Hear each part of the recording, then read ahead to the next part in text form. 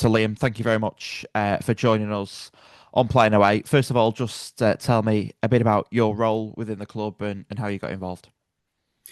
Yeah, I think I first got involved just by watching Avro games. I was sort of touring the area, watching games in general in the northwest. Having moved up here back into 2018, and there was a team that caught my eye, and I saw them a number of times. I liked the feel of the club, both for the home games and the away games, and eventually decided to make a commitment to be involved in the media side of things. And then last year, for various reasons, took a bit of a step away from it, but still carried on watching the team. And then this summer, I've been drawn back into getting involved in a slightly different capacity in terms of an overall view of the media, in terms of the board of directors having a view on public relations and just a wider remit, really. So yeah, it's brilliant. It's going really well, and delighted to be back involved in an official capacity.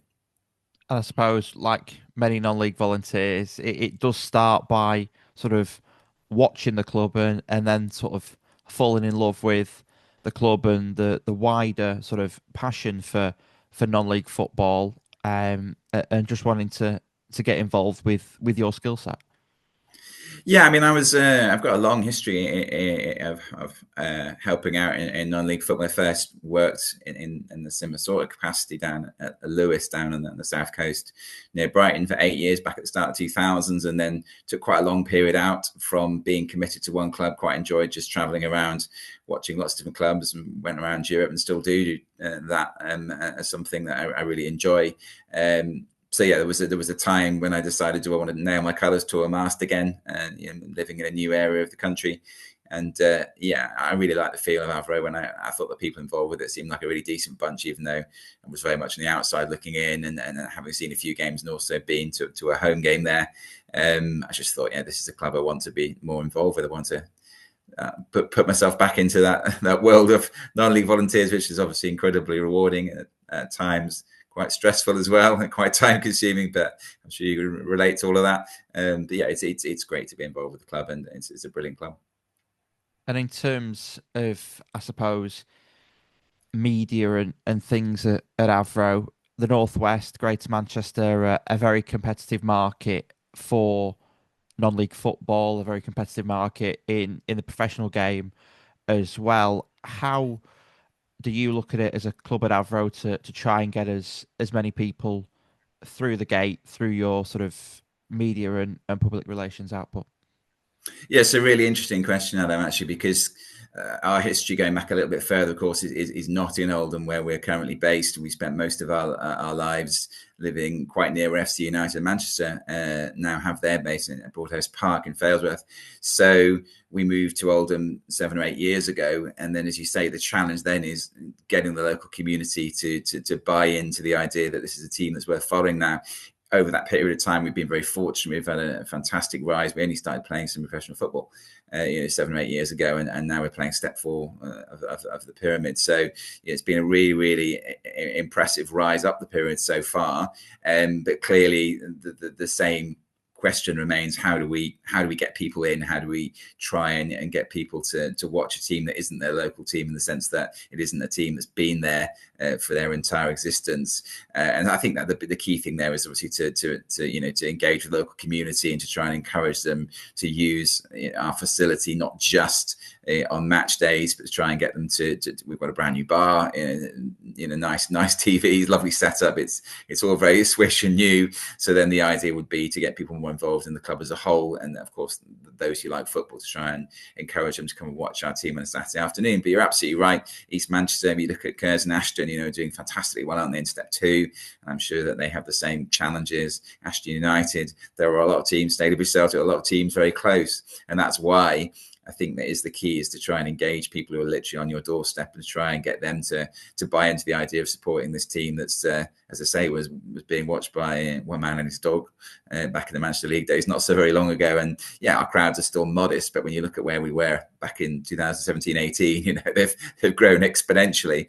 But clearly, to be on a solid footing at step four, and even to want to push higher than step four, which I suspect at some stage will be our ambition, you need to grow the fan base, and that's one of my remits really coming back into the club, is to try and work on that side of things.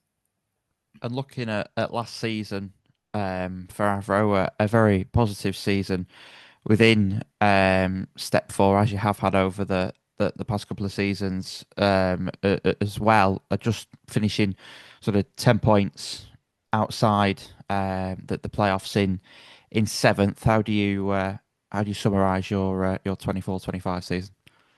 Yeah, I think it's been tremendous the last two seasons, to be honest. I mean, our chairman doesn't like to have us branded as little old Avro. He thinks that's kind of a little bit disparaging. But, from my perspective, we are a small club in a league full of, pretty big clubs in many cases in terms of and historic clubs that have played that level and higher for many, many years, So, to get into that level was fantastic. But the next challenge is, can we stay there? And we've done that, really well over the last couple of seasons. And as you say, finished in and around the playoffs, never quite solidifying a real, push for the playoffs in terms of being in the top five with 3 weeks to go or anything like that, but there or thereabouts. And I think that's that's a fantastic achievement. You look at and it says a lot about the unity of the players over the last 2 years. They've come together and and really pulled together in the same direction and created that sort of hard to beat mentality that has made us successful.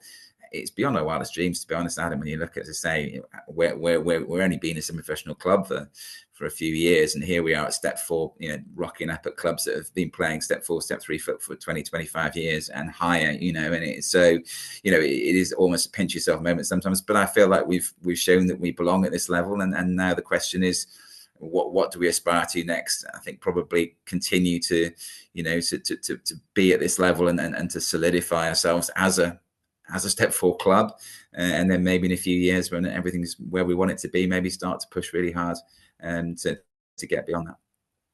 And as you say there, I suppose at this level, when you're coming into a league at sort of step four level, or any sort of promotion in the non-league pyramid, the key, I suppose, is to sort of solidify that position, as you say, which you've been able to do over the past couple of seasons. What do you put that down to? Is that a consistency in your squad, a consistency in the management style? Is it something off the pitch? Just explain how you think you've been able to solidify that over the past couple of seasons.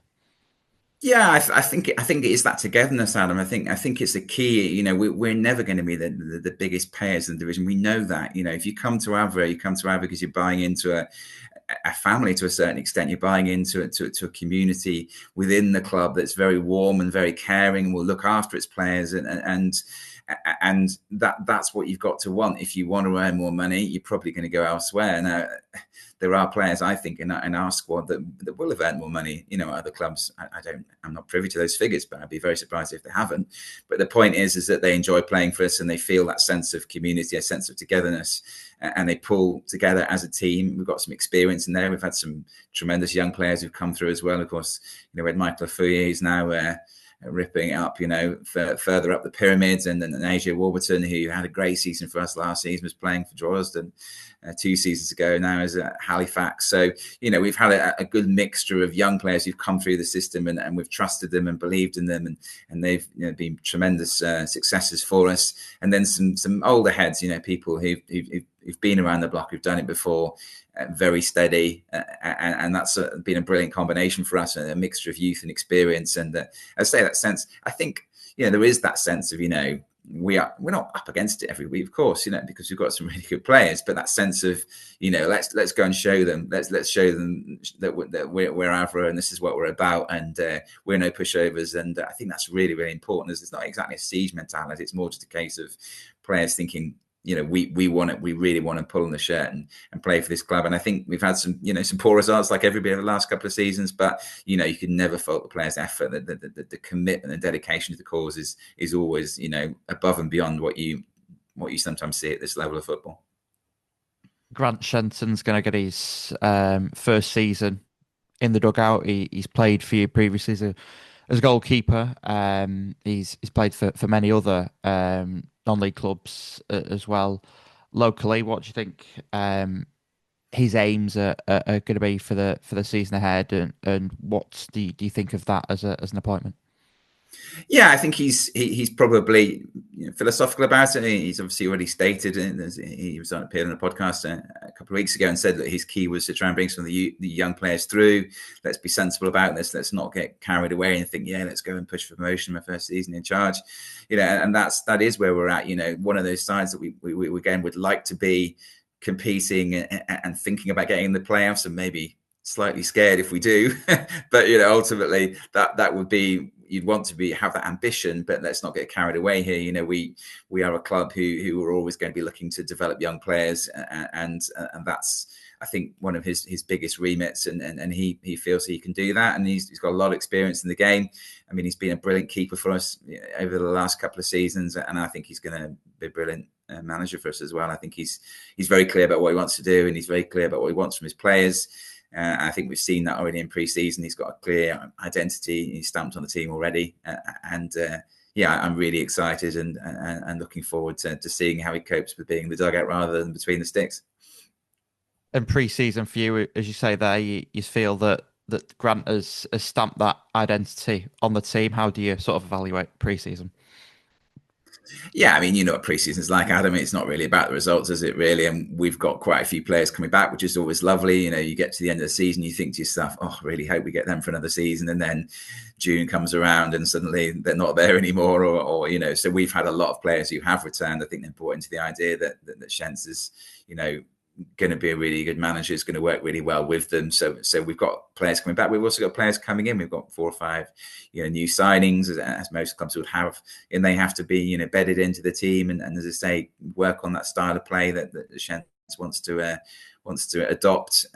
And so really, the results have been perfectly okay, but I wouldn't really be that bothered unless we were getting hammered in every game, to be honest, because it's not really about the results, is it? It's about fitness. It's about trying to get the players to gel together. And as I say, that's helped somewhat by the fact that we've got a number of players who've been here last season and the season before as well. So, it's a wait and see, isn't it, really, in terms of how the season pans out. It's a valid exercise, but I'm always sitting there in pre-season thinking, come on, let's get on with the games that really matter, to be honest. Which I know is not particularly, it's a necessary evil to me in some ways, because I'm just such a competitive individual myself. To watch games that don't really matter is kind of hard, And you mentioned sort of the squad, and sort of as is the level, many changes are made in terms of players that have joined the club over the course of pre-season. Who's the one that stands out, and how do you think the new players will supplement what you've already built? Yeah, I think there's some really good acquisitions in there. I think Dylan Gaines is a young forward who's come in, and I think he's shown a lot of promise in pre-season. Another guy who's been involved with the pro club and understands what it's about. And it's very tough for players who've been at pro clubs and then maybe they have to decide that their future is going to be a non-league. And I've seen a number of young players over the years really struggle with that adaptation, because it must be really hard. You've dreamed of being professional football, and you have to accept that maybe that's not going to happen for you. But I think there's also, even nowadays, the possibility to get back into the pro game, isn't there? You see players who do drop out, especially young players who sometimes do so well in non-league, they get another chance. So there's always that carrot, I suppose, out there. And I think Dylan has shown in pre-season he's really determined to make his mark at our club, and let's hope that he does really well for us, and that does give him a chance to return to the pro game. I think, as I say, he's really promising for us. I think Fortune Mafosou's come in at centre half. I think he's played. He must have relocated there. I don't know his whole story yet, but he's been playing for Coventry Sphinx. So I imagine he's not travelling over from the Midlands every Saturday to play for us. Well, there's quite a few Midlands teams, as you know, in our division. So if he was still based in Coventry, he'd probably just be on his doorstep about half the away games next season. But yeah, no, he's been really impressive in pre-season. I think we've brought in players in areas that that we've already got strength in those areas. I think obviously we've got Kyle Hawley up front, who I think is an excellent striker, and at centre half, and Dean Smalley and Dave Fitzpatrick can also play at centre half. They often players on the left hand side. So Fortune's coming in to supplement what we've already got and to strengthen that squad. And of course, in goal, we really needed. Shentz has been so good for us over the last 2 seasons. I thought when he decided he was going to step down and not be a player manager, just be the manager, that was obviously a concern. But Cam Mason, who they brought in as the new keeper, I mean, you will know of him, of course, on the circuit. He's a tremendous keeper with a lot of experience, at higher level. than ourselves, and so I'm really excited about that, and he's shown in pre-season what he's all about. So yeah, some really key signings for me in terms of bolstering what we already have. But I think probably the best news for Avro fans is the number of players who've done it already at at this level for 2 seasons first, and have decided to come back and play for us again. Well, they were there last season and impressed, and then there'll be 1 or 2 others in there that will certainly come through. I think AJ Warburton's brother Owen is with us as well. So yeah, it's a really exciting time, really, because we've got some very good players who've committed to us again, and then some excellent players to supplement that. And looking sort of off the pitch on match day, Liam, when the Shakers fans visit Avro, what can they expect if they're a first time visitor? Obviously, there was the FA Cup tie between the 2 clubs last season. What can the fans expect off the pitch?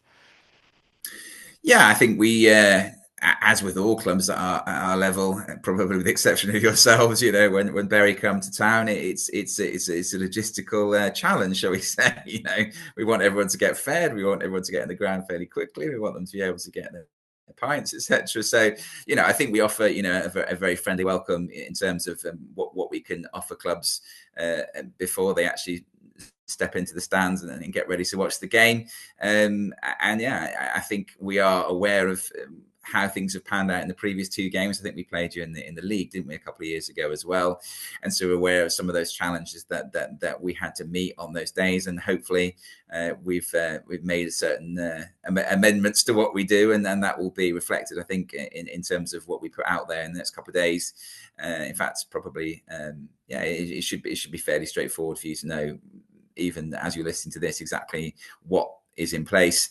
And I hope the Bury fans enjoy their evening with us. It's a bit strange to have another evening game, isn't it? Like the only time we played in a league match was an evening game as well. But yeah, we're really excited about welcoming the club, and we've had some really good battles with you over the years.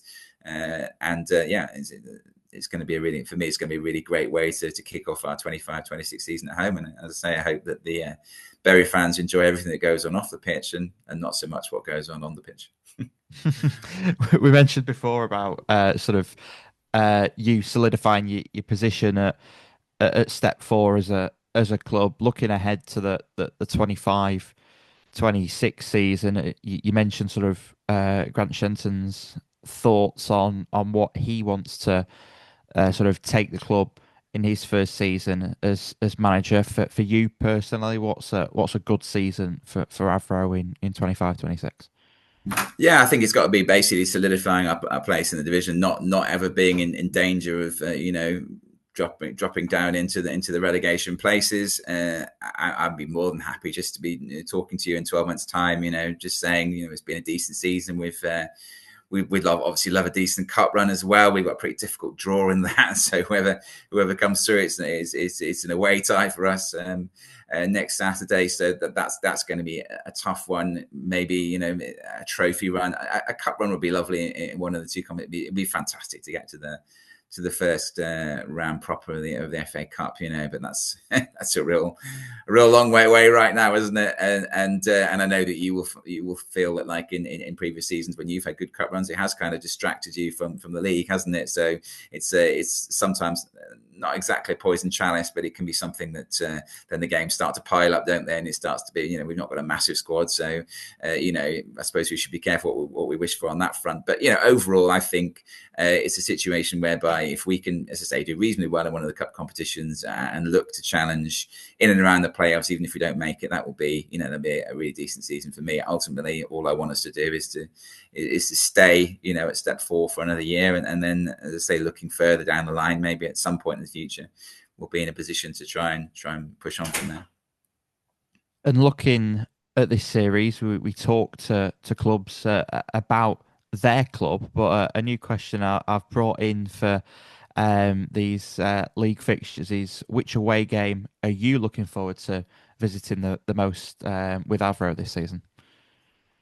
Well, I know it sounds like a really obvious answer, but I mean, clearly Gig Lane. I mean, we obviously last time we played, it was at Radcliffe, which was fine, and it was a decent crowd there. But I mean, for our players, you can imagine, and that's of course I'm probably part of the problem for you, isn't it? Everybody's going to rock up at Gig Lane, and probably did last season as well, and go, wow, this is a bit special.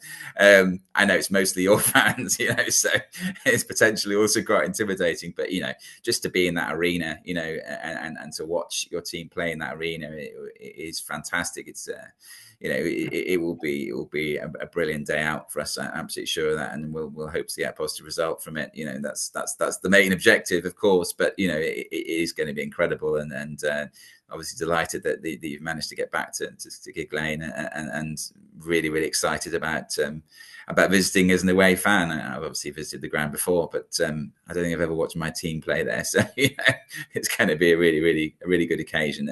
There's some new ones coming in as well. I mean, going down to Sporting Castle, I've never been there before, even just as a neutral. So that will be an interesting one.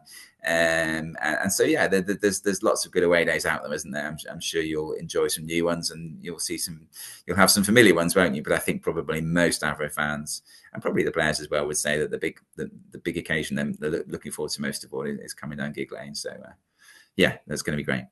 I'll just stick a disclaimer out there. That question wasn't prodded for you to say Gig Lane, by the way. Say Bury or else.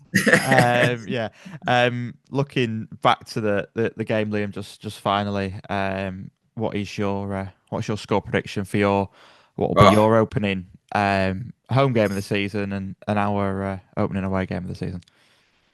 Yeah, I mean, I think a draw is the most likely outcome overall. I think it's an early stage of the season, isn't it? I think both teams will be looking to impress, of course, early on, but I'm not sure either team is going to be feeling particularly gung-ho about this one. And I think it will be a decent game, but I'm not expecting a 4-4 draw or anything like that. I think it will be one of those ones where both sides are still finding their way to a certain extent. Of course, pre-season is essentially where that's sorted out, isn't it? But I think a draw. I think a 1-1 draw is the most likely outcome overall, and we'd certainly take that. I think at this stage of the season, and then push on from there, because clearly strong side. I'm sure your ambitions are to be at the very least in the playoffs this season, and so to play that early on could be a blessing, and certainly any positive result, I think, again against Bury, will be viewed at any point of the season as being something that very encouraging. Liam, thank you very much for your time and joining us on Playing Away today.